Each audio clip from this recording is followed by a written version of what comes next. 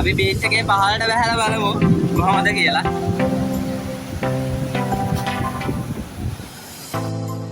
Hello කොහොමද ඉතින් ඔයාලට?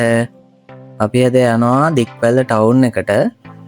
මොකද අපේ ගෙදර අපේ අම්මටයි තාත්තටයි ඕන කරන බෙහෙත් ගන්න අපි සතියකට එකපාරක් වගේ ටවුන් එකට යනවා. දික්වැල්ල ටවුන් එකකින් තමයි අපි බෙහෙත් ගන්නෙ. ඔන්න අපි දැන් ටවුන් එකට ආවා.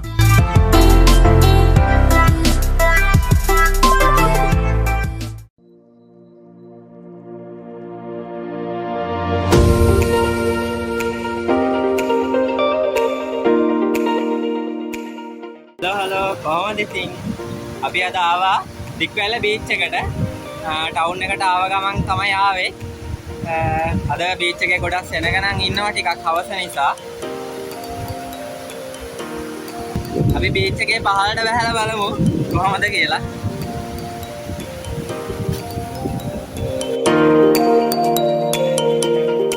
අපේ ගෙදර ඉඳලා දික්වැල්ල ටවුන් එකට තියෙනවා කිලෝමීටර් 12ක් විතර තියෙනවා.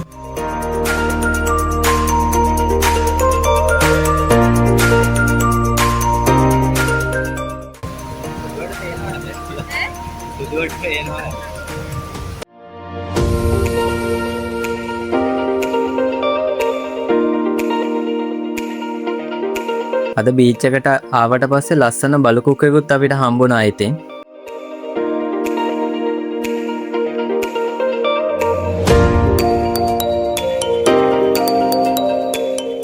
ආයෙත් මේ වගේ ලස්සන වීඩියෝ එකකින් හම්බෙනකම් ඔයාලා හැමෝම සතුටින් පරිස්සමින් ඉන්න.